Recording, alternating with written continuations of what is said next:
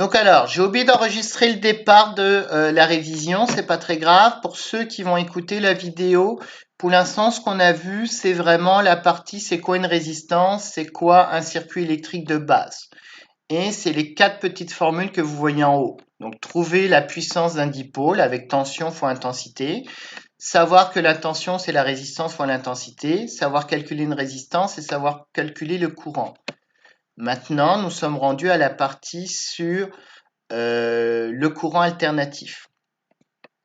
Donc, si vous avez quelque chose qui est en courant alternatif, ce qui va très souvent arriver quand vous allez vous brancher avec Hydro-Québec, pour trouver la puissance, vous faites la tension efficace fois l'intensité efficace.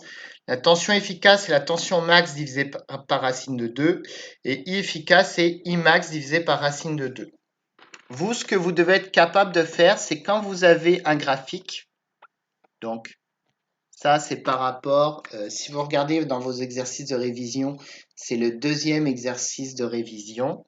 C'est vous avez un graphique qui est comme ceci et alors c'est souvent un graphique de tension ou de courant. Donc allons-y avec le graphique de la tension. Donc l'intensité en fonction du temps. Donc ici, on va par exemple, donc ça va être en ampères. On n'oublie pas que c'est en ampères. Donc par exemple, on va avoir 5 ampères ici, moins 5 là. Et on va vous donner en fonction du temps. Donc, exemple ici, on va avoir 0. On va avoir 5 ici, puis on va avoir 10 là. Voilà. Donc, à partir de ce graphique-là, vous devez être capable d'écrire la fonction de l'intensité en fonction du temps. Donc, la fonction, ça va s'écrire comment? I de t va s'écrire de la manière suivante. I max sinus de oméga de t plus la constante de phase. La constante de phase vous sera donnée à chaque fois. Je ne vous l'ai pas fait, calculer.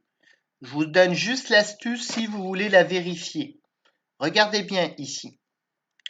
Pour trouver la constante de phase, il faudrait se placer à I0. Parce que I0, ça serait égal à I max sinus de la constante de phase. On voit que la valeur de I vaut 0. Donc on en déduit que le sinus vaut 0. Donc le sinus de la constante de phase vaut 0. Comme le sinus de la constante de phase vaut 0, il n'y a que deux angles possibles. C'est l'angle 0 ou c'est l'angle pi. Or, le sinus va devenir négatif en augmentant. Donc, on va passer du deuxième cadran au troisième cadran. Donc ici, la constante de phase est égale à pi. Voilà. Ça, c'est quelque chose que je ne vous demande pas de faire, que je vais vous fournir, mais je vous explique comment on retrouve une constante de phase à partir de ce graphique-là. Donc ici, on aura une constante de phase égale à 0. Le Imax, le Imax, c'est simple, c'est l'amplitude, ça vaut 5. Donc déjà, on peut marquer, donc I de t, ça va être égal à 5. Sinus, donc, ce qu'il faut qu'on calcule, c'est le oméga.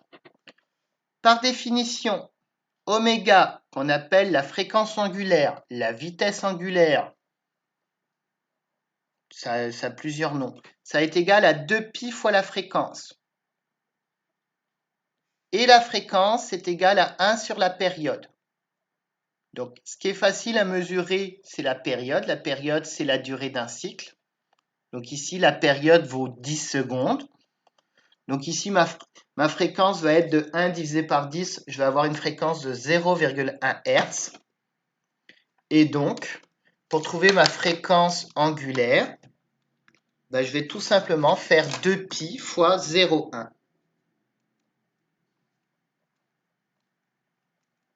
Donc ça va me donner 0,63. Donc ici, j'écris 5 sinus de 0,63 fois le temps t plus la constante de phase qui vaut pi. Voilà, donc à partir de ce graphique-là, j'ai pu aller marquer cette équation. Ça, vous devez être capable de le faire. C'est exactement ce qui vous est demandé dans l'exercice numéro 2. Vous avez à connaître certaines valeurs. Hydro-Québec. Hydro-Québec, vous devez savoir que la fréquence électrique d'Hydro-Québec, c'est 60 Hz. Vous devez savoir aussi que dans certains pays, la fréquence est de 50 Hz. C'est les pays européens. Pourquoi vous devez savoir ça? Parce que tout simplement, il y a des machines qui sont adaptées à 60 ou à 50 Hz.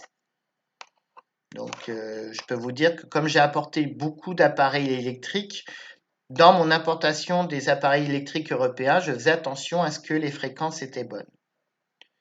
Vous devez aussi connaître la tension efficace d'Hydro-Québec. La tension efficace d'Hydro-Québec, c'est entre 110 et 120. Pourquoi on vous dit entre 110 et 120? Ça dépend des maisons.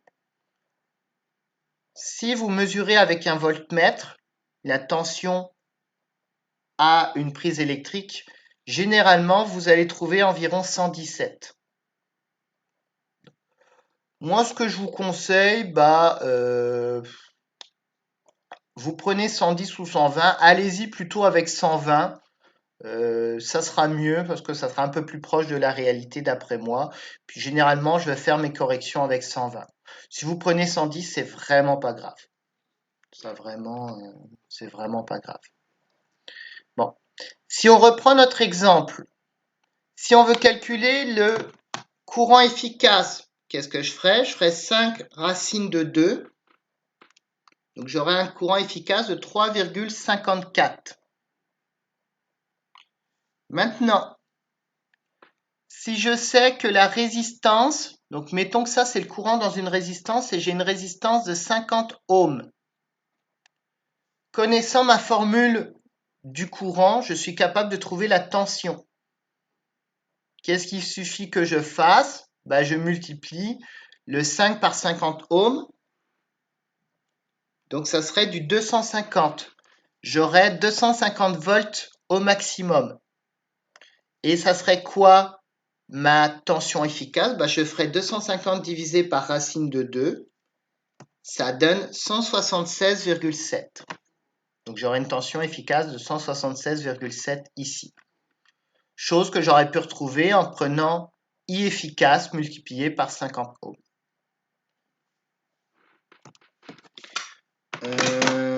Voilà pas mal ce que vous avez à connaître au niveau du courant alternatif.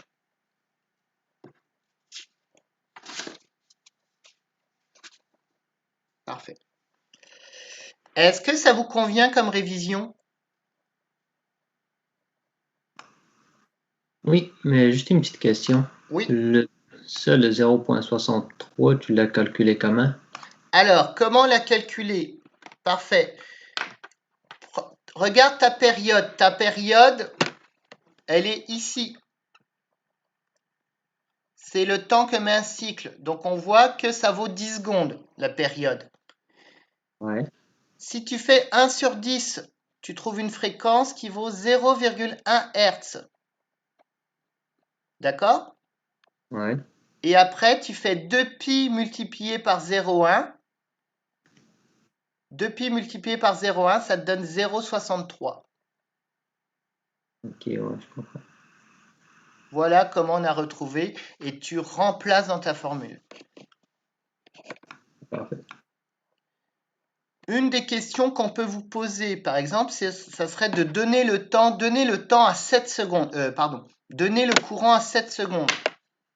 Comment vous trouveriez le courant à 7 secondes? Donc, voyons voir. Ça, c'est quelque chose que vous avez tendance à oublier, que j'ai vu dans vos copies. Je veux trouver le courant à 7 secondes. Qu'est-ce que je fais? Une fois que j'ai la formule, voilà, parfait, je fais ce calcul-là. Donc, je fais I à 7 secondes.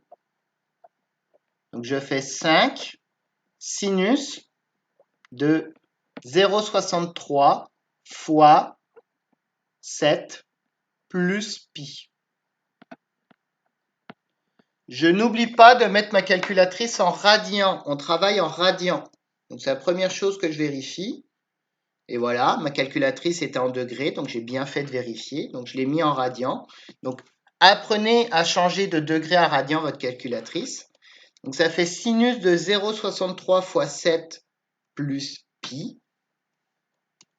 On multiplie par 5 et on trouve une valeur de 4,77.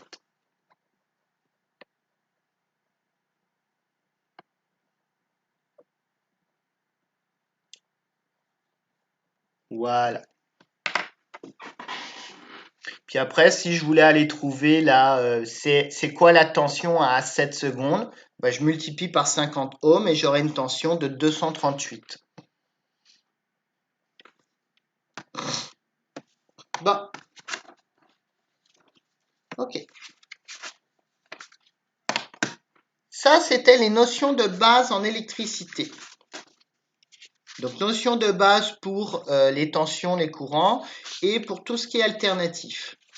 Maintenant, pour les applications. Les applications, il y en a de deux types, vraiment. Première chose, c'est quand vous avez plusieurs résistances. Vous devez savoir calculer la résistance équivalente.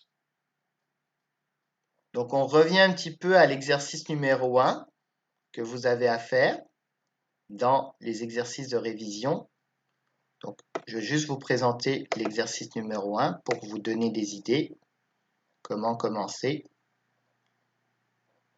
Donc, vous pourriez avoir un circuit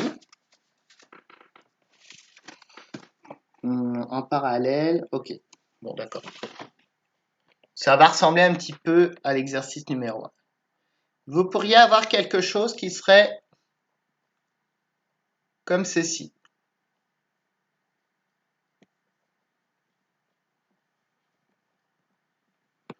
Bon. C'est-à-dire vous avez des résistances. Vous en avez deux résistances qui vont être en série et une résistance qui va être en deux résistances en parallèle. Donc voici mes deux résistances en parallèle. Et après, la résistance équivalente de celle-ci va être en série avec les autres. Donc imaginons que vous avez du 6 ohms ici, vous avez 8 ohms là et que vous avez 4 ohms ici. Et puis là, j'ai du 12 volts. Puis la question que je me pose, bah finalement, c'est pour chaque dipôle, je cherche toujours la tension, le courant et la puissance. Je cherche et la valeur de la résistance. C'est les quatre valeurs que je veux connaître. Bon, bien sûr, pour la source, je ne connaîtrai pas la résistance, mais je veux toujours connaître la tension, le courant et la puissance. C'est toujours ça qui m'intéresse. On veut toujours savoir quelle est la quantité d'énergie qu'on va utiliser. Donc, comment je fais ça? Bah, le 6 et le 8, ce sont des résistances qui sont en parallèle. Pour calculer la résistance équivalente, en parallèle, je fais cette formule-là. 6 fois 8 divisé par 6 plus 8. Ça, c'est des notions que vous avez vues en secondaire 4, mais que je vous rappelle. Donc, ça nous donne une résistance de 3,42. Donc, si je remplace ces deux résistances-là, c'est équivalent à une résistance de 3,42 qui va être en série avec la résistance de 4. Donc, la résistance du circuit, ça va être 4 plus 3,42, parce que quand c'est en série, on les additionne. Et ça va nous donner une résistance équivalente de 7,42 ohms. J'ai du 12 volts, donc qu'est-ce que je vois? Ben maintenant, je peux mettre des circuits intermédiaires. J'ai toujours un problème à dessiner dans ce coin-là. Bon, c'est pas très grave. Donc là, j'ai 7,42. Je vois que ici, j'ai 12 volts. Donc, qu'est-ce que je fais? Ben, je fais 12 volts divisé par 7,42. Je vois que j'ai un courant de 1,61 ampères. Donc, j'ai 1,61 ampères qui va aller ici. Ce 1,61 ampères, il traverse la résistance de 4 ohms. Donc, je fais 4 fois 1,61 ampères. Je trouve que ça fait 6,44 volts ici.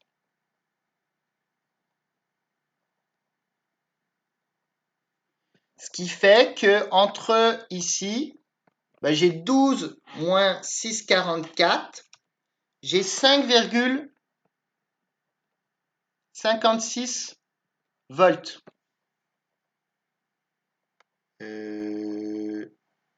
Oui, ça c'est bon. Donc 5,56. Donc aux bornes de la résistance de 6 et aux bornes de la résistance de 8, comme elles sont en parallèle, elles ont la même tension. Bah, il suffit que je fasse 5,56 divisé par 6. Je sais que j'ai 0,93 ampères qui va partir ici. Et de l'autre côté, j'ai 5,56 divisé par 8. J'ai 0,69 ampères qui va partir de l'autre côté. Donc si je fais 0,695 plus 0,93, je retrouve les 1,61 ampères. Voilà, donc ça c'est des choses que vous devez savoir faire. Pourquoi vous devez savoir faire ceci? Parce que dans la réalité, cette notion-là, c'est exactement la même chose avec les tuyaux. Quand vous avez des tuyaux, que ce soit un système de ventilation, que ce soit un système de chauffage ou que ce soit un système d'aqueduc, avec les divisions de débit et compagnie, ça va être exactement la même chose. En série, le débit, le courant est conservé. En parallèle, le débit se divise. Donc c'est pour ça que cette partie-là, peut-être que plus tard, vous aurez peut-être moins de résistance à faire, mais vous aurez beaucoup à le faire avec des systèmes de ventilation, etc. Donc c'est quelque chose qu'on retrouve sur la fin.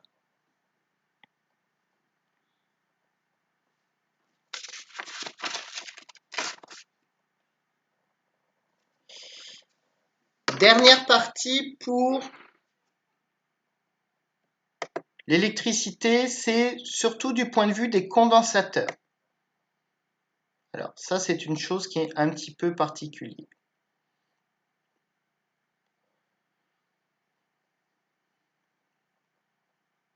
On a vu les condensateurs parce que on a ceci.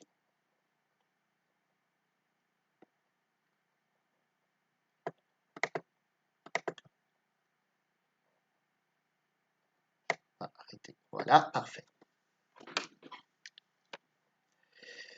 Si on regarde un circuit de démarrage d'un compresseur, le voici, un circuit de démarrage d'un compresseur. Ça, c'est un circuit que vous devez connaître. Ici, vous avez le secteur. Là, vous avez un enroulement principal. Donc, l'enroulement, c'est le moteur électrique. Un moteur électrique, c'est composé d'un enroulement. Vous faites passer un courant dans l'enroulement, ça fait tourner l'aimant. Donc, ça fait tourner. Donc, voilà comment le principe d'un moteur, ça utilise du magnétisme. Donc, vous avez l'enroulement principal et sur le côté, vous avez un enroulement secondaire branché avec un condensateur. J'aurais une question. Oui, Julien.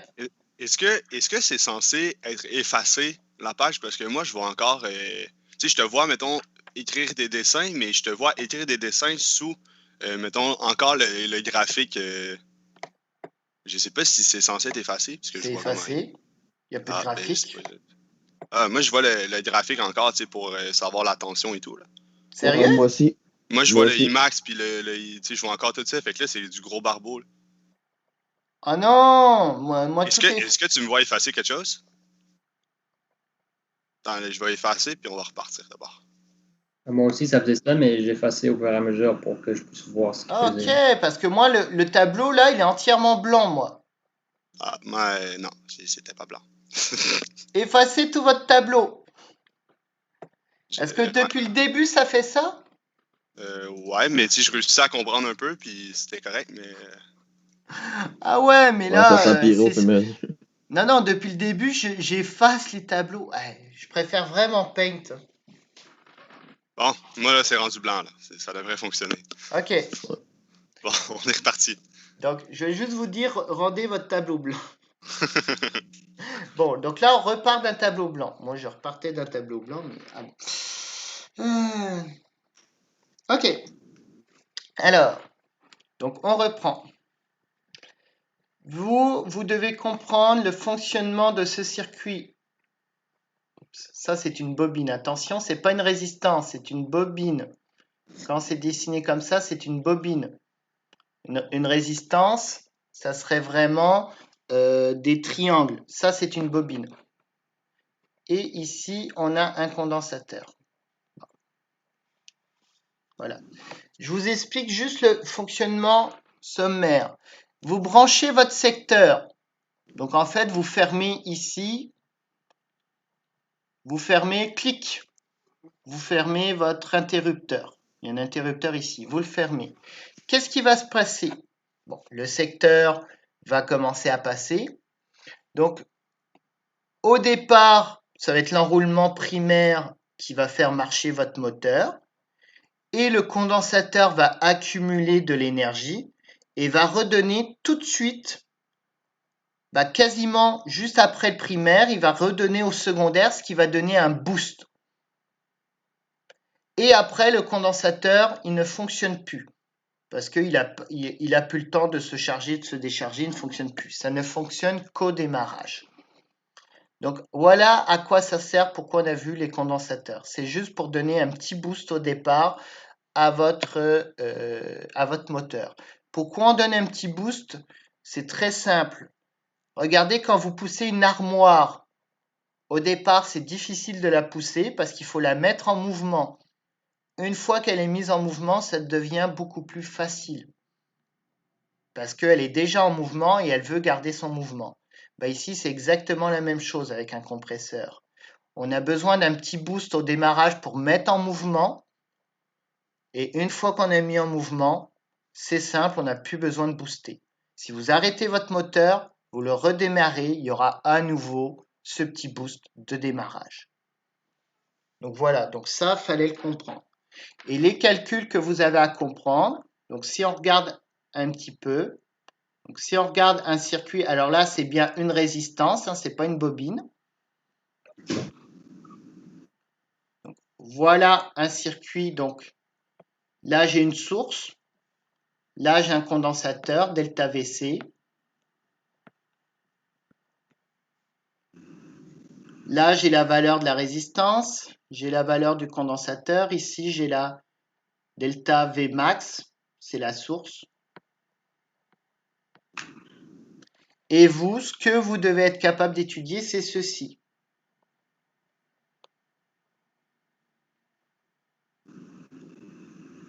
La tension du condensateur en fonction du temps. Ça va ressembler à ceci. Ça, c'est une charge. Si c'était en décharge, ça ressemblait, ça irait vers le bas. À noter que le courant en charge ou en décharge a toujours la forme d'aller vers le haut. Et à partir de ceci, vous êtes capable, vous avez un graphique et vous êtes capable de trouver certaines valeurs.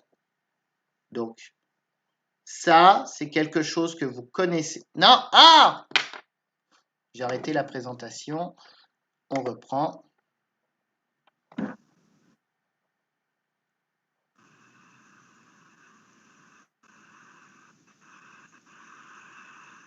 Voilà, parfait. Donc, vous êtes capable de marquer delta VC. Delta VC, c'est delta V max.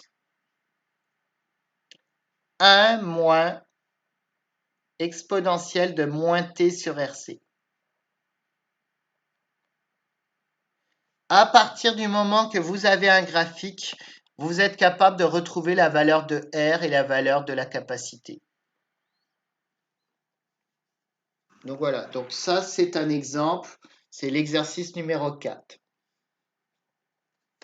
dans vos révisions.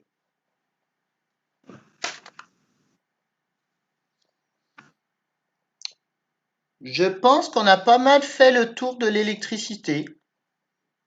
Je vois rien d'autre en électricité que vous avez vraiment besoin de savoir. Peut-être plus au niveau des... il reste des choses à voir au niveau de l'énergie des puissances. Une erreur très commune que vous faites. Ça, je vais vous la montrer. Donc là, effacez le tableau.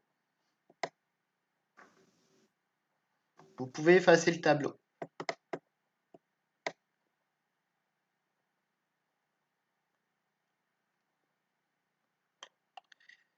erreur super commune.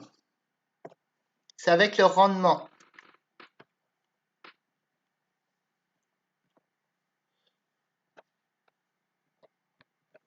Bon, je vais aller sélectionner. Voilà. Vous avez un appareil, donc c'est souvent un moteur, souvent une source, n'importe quoi. Ici, vous avez la puissance d'entrée. Là, vous avez la puissance de sortie. Le rendement, c'est quoi? Le rendement, c'est la puissance de sortie divisée par la puissance d'entrée. Qu'est-ce que ça veut dire? Ça veut dire que la puissance d'entrée est toujours supérieure à la puissance de sortie. Ça, vous vous trompez. Je l'ai vu, je suis en train de corriger vos examens, vous vous êtes encore trompé. Parce que très souvent, on vous donne la puissance de sortie et vous multipliez par le rendement et vous me dites que c'est la puissance d'entrée. Or, il ne faut pas multiplier, il faut diviser. Donc, je pense qu'il y avait un exemple où vous trouvez, vous avez 40 000 watts. Vous multipliez par 0,75, puis ça vous donne 30 000 et ça vous fait faire un prix de 20 000 $. Or, ce n'était pas ça qu'il fallait faire. Il fallait prendre le 40 000 watts et le diviser par 0,75 et là, ça vous donnait plus un prix de 50 000 $. Donc, faites attention, c'est une erreur très grossière que vous faites. Bon, j'ai pas enlevé beaucoup de points là-dessus, mais je l'ai vu dans beaucoup de copies. N'oubliez pas que votre puissance d'entrée, c'est plus important que votre puissance de sortie. Et donc, comme votre puissance d'entrée est souvent la puissance électrique, il faut que la puissance électrique soit toujours plus grande que la puissance d'entrée. Donc, le meilleur exemple que je peux vous montrer, c'est avec le cas d'une chaudière. D'ailleurs, c'est ce que ça ressemble à l'exercice numéro 3. Donc, dans le cas d'une chaudière, qu'est-ce qu'on vous dit souvent? On vous dit, la chaleur, c'est égal à mc delta T.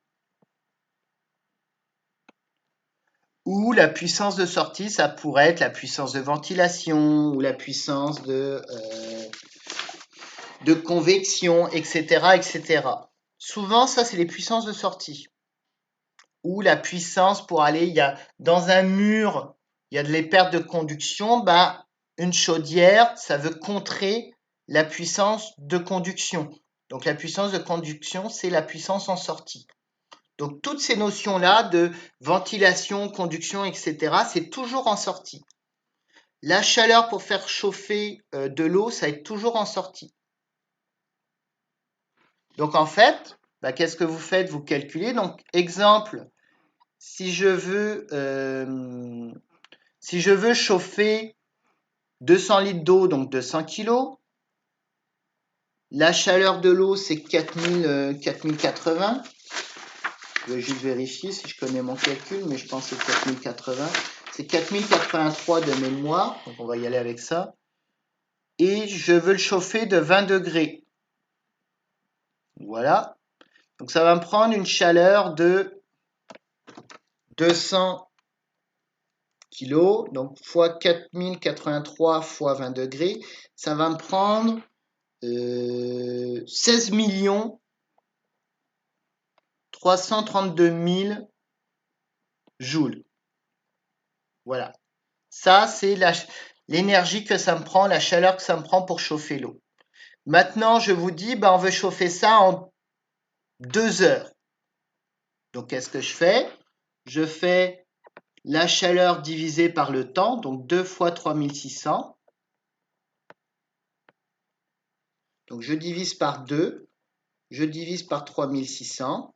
Ça va me donner une puissance de sortie de 2268 watts. Et là, on vous précise, vous avez un rendement de 75%. Pour trouver la puissance électrique, vous ne faites pas fois 0,75, vous divisez par 0,75. Et là, vous trouvez une puissance électrique de 3024 watts. Et pour calculer le prix que ça coûte, vous utilisez cette puissance-là. Voilà. Ça, c'est certain qu'à l'examen, vous avez des questions là-dessus, que ça soit avec des chaudières, avec des bouilloires, etc. Parce que c'est surtout ça qu'on veut que vous compreniez. Dans le fond, là, il faut diviser le 0,75. C'est ça. Oui, oui, Ah. C'est pas un produit croisé, mettons, pour savoir le 75 fois, mettons, ton nombre de kilowatts divisé par 100. C'est l'inverse. si on regarde en tant que produit croisé, donc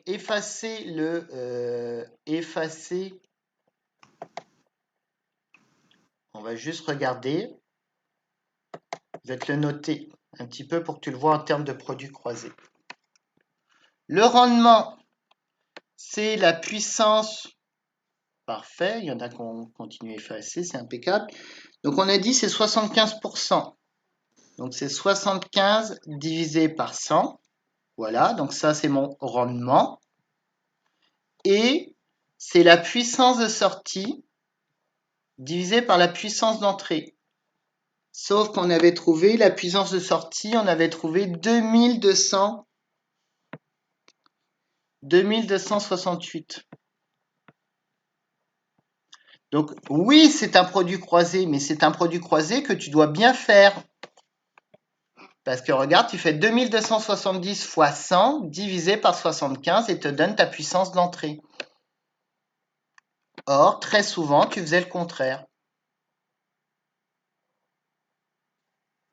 Donc oui, Ouais, c'est un produit croisé, mais comme je vous ai dit, très souvent, vous faites le contraire. Pour retenir, c'est que la puissance électrique, c'est la puissance qui doit être la plus importante. À l'examen final, je vais considérer ça comme une erreur importante. Ça fait plusieurs fois que je vois l'erreur et c'est quelque chose que vous devez avoir la réflexion. Dites-vous que dans la vie, si vous payez, c'est toujours le maximum que vous payez. Donc, la puissance électrique est toujours plus importante que la puissance en sortie. Voilà comment on le retient. Parce qu'avec votre calcul, j'en aurais plein qui auraient trouvé une puissance électrique de 1700, 1 watt. Genre quasiment 2 fois plus petit que la réalité. Et ça, je ne suis pas content. Puis c'est surtout pour votre compréhension là-dessus. D'un point de vue énergétique, c'est pas mal ce que ça complète. Comme je vous ai dit, en puissance de sortie, les types de puissance de sortie, bah là, vous les retrouvez dans la partie approche, la partie thermodynamique, la transmission de chaleur. Donc en puissance de sortie, bah, qu'est-ce que vous pouvez avoir? Vous pouvez avoir la puissance de ventilation, c'est une puissance de sortie. Vous pouvez avoir une puissance de la puissance thermique pulsée, ça va être votre puissance de sortie. Vous pouvez avoir la puissance de conduction, c'est aussi la puissance de sortie. Par exemple, une chaudière au départ, elle va vouloir fournir de la chaleur, puis après, elle va vouloir compenser la conduction thermique. Voilà. Donc, une chaudière, au démarrage, la première chose qu'elle fait, c'est elle chauffe, et ensuite, elle continue pour compenser les pertes thermiques. Et je vous ai dit, même, on pourrait considérer que, en fait, elle peut faire les deux en même temps. Des fois, on vous dit que le chauffage, au lieu de prendre 1 heure, il prend 1 heure et demie parce que pendant qu'elle est en train de chauffer, il y a déjà des pertes thermiques qui arrivent. Mais ces pertes thermiques-là sont plus difficiles à calculer parce que la différence de température varie durant ce temps-là. Donc, souvent, pour vous, le plus simple à faire, c'est si vous avez des pertes thermiques en même temps que le chauffage, vous prenez les pertes thermiques maximum que vous pouvez avoir et vous trouvez la puissance maximum déjà qu'aura votre chaudière. Voilà. J'aurais une question. Oui. Le calcul des kilowattheures pour la consommation de l'appareil, la formule, c'était quoi déjà? Regarde. Là, on a trouvé la puissance électrique. Donc, on refait le calcul. Je vais juste te redonner la puissance électrique. Donc, 2268 fois 100 divisé par 75. Donc, ça fait fois 0,75. Donc, ça donne... Ah non. Ça y est, je me trompe. Ça fait 3024.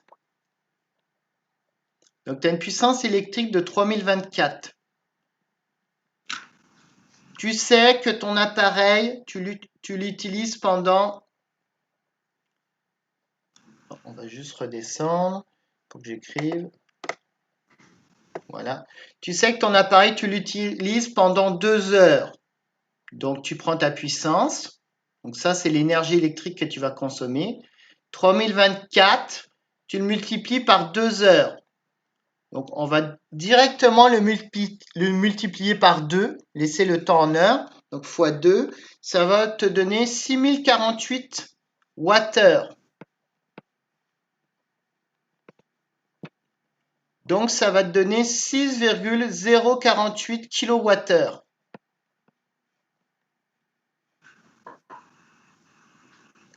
Et comme Hydro-Québec, c'est à peu près 5 cents qu'il prend. Dans la réalité, au départ, il prend plutôt 7 cents, puis 5 cents. Bon, là, on s'en fout, on y va. C'est à peu près 5 cents. Donc, tu multiplies par 0,05 pour avoir en dollars.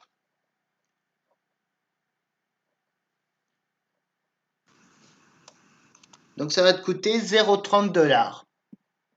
Donc, exemple, ce chauffage-là t'aura coûté 30 cents.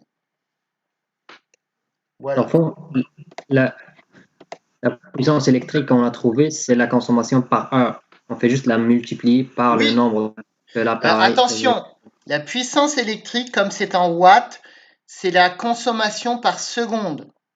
Des watts par joule. Des watts, c'est des joules par seconde. Maintenant, pour avoir en wattheure, au lieu d'utiliser des secondes, tu aurais pu faire 3024 fois 3600 et tu aurais transformé tes joules en wattheure. Ben là, pour gagner du temps, tu prends ta puissance, tu le multiplies en heures et ça te donne en wattheure. Okay.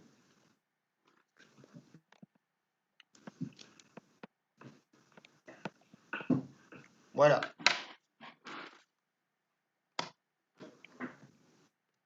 Donc ça, c'est sûr que vous aurez une question du type avec la puissance en sortie, bah, ça peut être chauffer de l'eau, ça peut être les pertes par conduction, ça peut être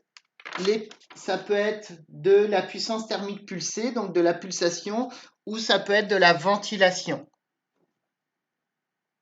Et je vous dirais que ça, c'est vraiment ce que vous avez de primordial plus tard dans vos autres cours. On va beaucoup jouer là-dessus. Dans vos autres cours, c'est sûr, ce qu'ils veulent, c'est savoir combien tu consommes.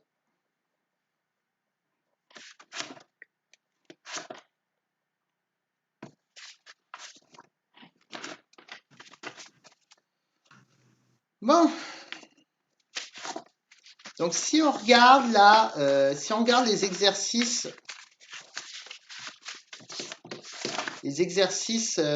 finaux que vous avez à faire. Donc là, l'exercice 1, résistance, on en a parlé.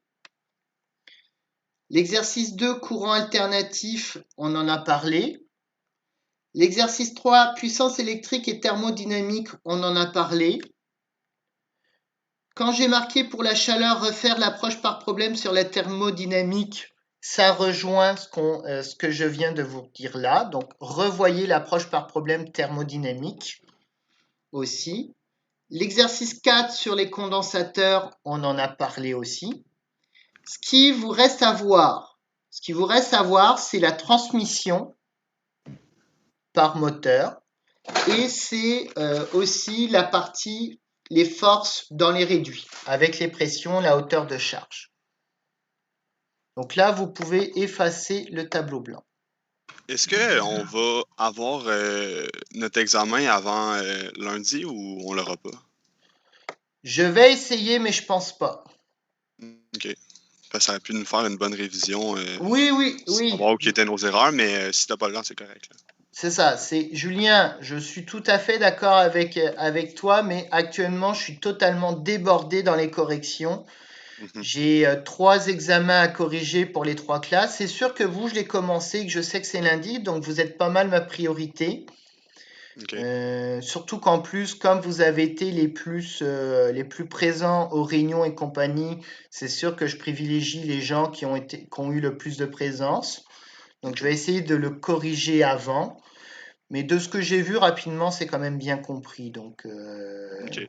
Je pense que j'en ai corrigé 2-3, puis ça, c'est du 80 et plus. Donc, ça devrait bien aller d'abord. c'est ça. Donc, je vous promets rien, je vais essayer de le faire. D'accord, c'est Mais apprécié. en fin de session, là, je suis totalement débordé de. Ouais. Je le reconnais, là, c'est. Je dois vérifier, je cours partout, puis. C'est correct. Donc voilà. Ok. Bon, au niveau de la transmission, donc un peu dans l'exercice 5. Bon, ça, c'est une chose qui est quand même assez importante aussi.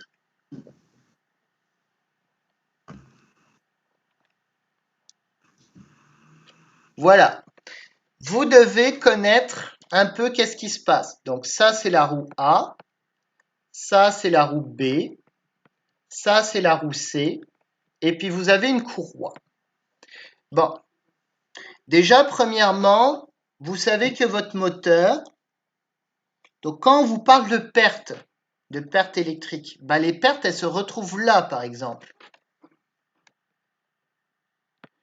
Si ici, c'est votre moteur qui actionne votre ventilateur, donc si A est votre moteur qui actionne votre ventilateur, on comprend que l'énergie du moteur, bah, il y a une partie qui va être prise pour faire tourner la roue, la courroie, la roue B. Et après, et la roue C, les ventilations. Et après seulement, il y a le reste qui va être pris pour ventiler. Donc, les voilà nos pertes. Elles sont où nos pertes? Elles sont pour faire fonctionner l'appareil. Dans un micro-ondes, où est-ce qu'on a nos pertes? Bah, c'est l'affichage. Dans un moteur, où est-ce qu'on a nos pertes? Bah, c'est l'énergie que ça prend pour faire tourner un moteur. Surtout démarrage, etc. C'est les résistances. Une fois que vous tournez votre moteur, si vous lâchez votre moteur, il y a du frottement à l'intérieur du moteur. Il faut le compenser, ce frottement. Ça prend de l'énergie. Donc voilà pourquoi on a des rendements qui sont absolument pas de 100%. Bon. Si on veut calculer l'énergie, on sait très bien calculer de quelque chose qui est en mouvement. Quand c'est quelque chose qui tourne, l'énergie cinétique de quelque chose qui tourne, donc ECT, ECR, rotation, ça va être égal à 1,5 fois I fois oméga carré. Donc le oméga, vous le connaissez, c'est ce qu'on a vu tout à l'heure, c'est la vitesse angulaire en rad par seconde. Donc on peut tout à fait vous donner la fréquence d'un moteur, vous êtes capable de trouver la fréquence angulaire, la vitesse angulaire. Le I, c'est l'équivalent de la masse en rotation. Donc le I, on vous le donne souvent ou on vous le fait calculer avec, pour une roue, c'est 1,5 de la masse fois le rayon de la roue. Ça, c'est l'énergie cinétique que ça prend pour la rotation. Donc ici, la roue A, la roue B et la poulie C vont prendre de l'énergie cinétique pour tourner. Maintenant, il y a aussi une énergie qui est reliée à la translation. Donc qu'est-ce qu'on a en translation ici? On a la courroie. Bah, l'énergie cinétique de translation, c'est 1,5 de la masse fois la vitesse au carré. Donc, pour chacun des appareils, vous êtes tout à fait capable. Si je vous demande, donnez-moi l'énergie cinétique de la roue B, vous êtes capable de la calculer assez facilement. Et vous êtes capable de voir ça.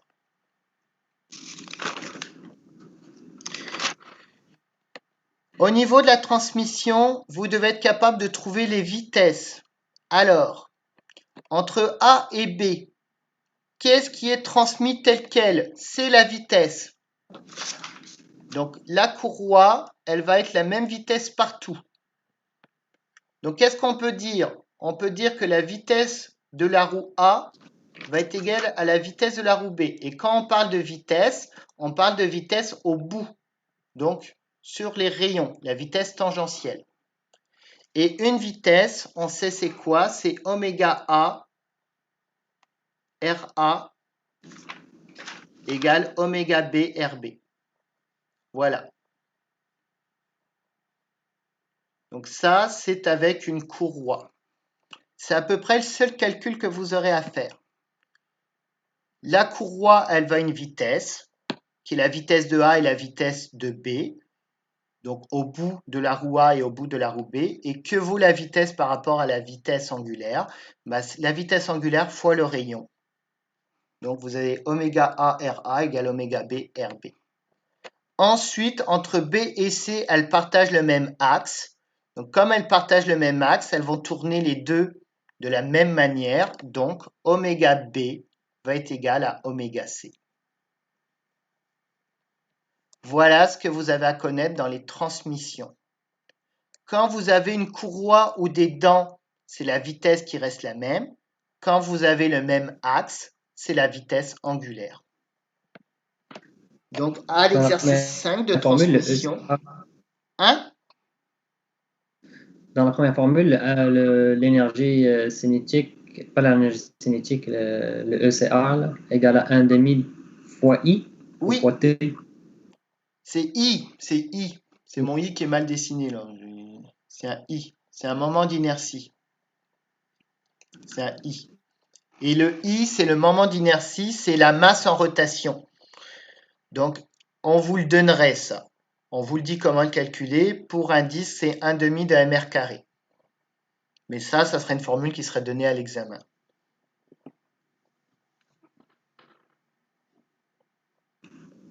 Donc voilà les problèmes de transmission que vous aurez à faire.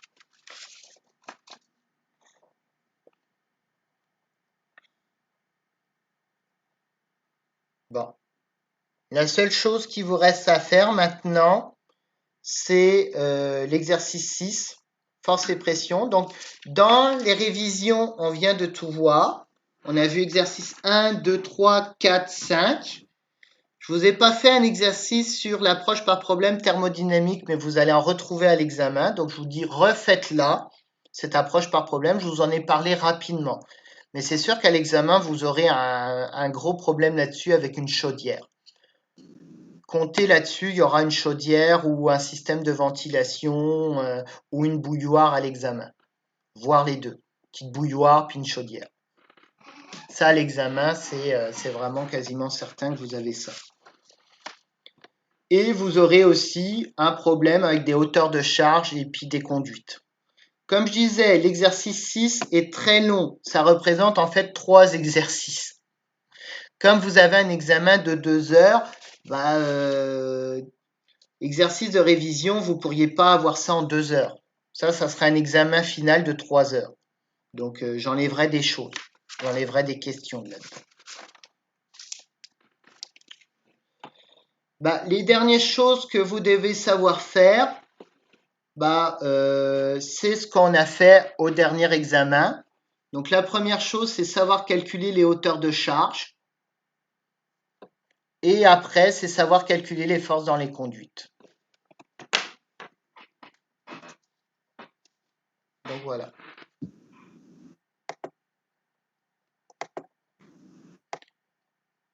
Est-ce que vous avez d'autres questions? Non, pas pour moi. Je pense qu'on a pas mal fait le tour de la session. Ouais, je pense que c'est assez complet, là. Ouais. La dernière partie, je vous la montre moins parce qu'on l'a déjà pas mal faite et en plus, vous retrouvez ça dans le projet final. Au moins la partie, tout ce qui est hauteur de charge et de débit, c'est votre projet final. Le projet final est relativement simple, hein. Je l'ai pas. Je juste, vous le faites de manière individuelle. Vous pouvez le faire avant l'examen si ça vous tente. Ça vous ferait réviser tranquillement. Puis après, si vous voyez que vous êtes un peu planté, bon, là, il vaut pour 8%, vous pouvez discuter avec les autres tranquillement. Donc, je vous demande qu'on ne vous le fasse pas entièrement, mais comme c'est quelque chose que je veux que vous compreniez, vous avez tout à fait le droit de vous aider. Il n'y a aucun problème là-dessus. Il ne faut juste pas le faire ensemble. Donc voilà. Moi, je terminerai les révisions finales pour aujourd'hui, à part si vous avez d'autres questions.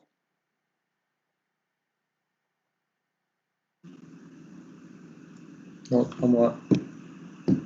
L'examen final va beaucoup ressembler à ce que vous avez dans les exercices synthèse, plus la question de bouilloire, donc l'approche par problème thermodynamique. Voilà à quoi ça va ressembler. Donc les exercices synthèse, ça sera un examen final, mais lui, il sera un examen final de 3 heures. Donc comme on a un examen final de 2 heures, je vais en mettre beaucoup moins que ça. Donc voilà. Bon, bah écoutez, hein, je vais vous souhaiter une bonne fin de session, une bonne révision. On se revoit lundi. On se revoit lundi pour l'examen final. J'ai confiance en tout le monde. Je pense que tout le groupe va passer. Donc, je l'ai d'ailleurs annoncé. Ouais, vous avez un cours de physique la prochaine session? Ouais, je crois qu'on a physique 2. Ouais. Ouais, vous avez physique appliquée. Ouais, je sais. Ouais. Donc, C'est-tu différent un peu, physique appliquée, ou c'est un peu les mêmes principes? ça va être différent parce que je l'ai jamais donné, mais je crois que c'est un cours qui est plus basé sur la mécanique et qui va être un peu plus basé sur la statique. Ok, ouais. Donc vous allez voir vraiment les notions de force qu'on a peu abordées et les notions de statique. Donc c'est Genre pour les ça, pressions statiques et tout, là. ouais, ouais. Ouais. C'est pour ça que dans ce cours-ci, on a très très peu abordé en fait la question de force et de mouvement, Mhm. parce que ça va être beaucoup plus abordé dans le cours de physique appliquée. Et puis je connais le prof, ça devrait pas être moi qui va le donner, mais j'ai déjà donné des bons commentaires en disant que le groupe était le fun. Bon, merci. Parfait. Donc, Pour ça, on a- bonne révision. Si vous avez des questions en fin de semaine, n'hésitez pas. Je vais essayer de corriger votre examen, mais si j'y arrive pas, bah, vous m'en voudrez pas là. Puis on se voit lundi, puis voilà. Bonne fin D'accord, de merci journée. beaucoup. Parfait. À toi aussi. Parfait. Bye.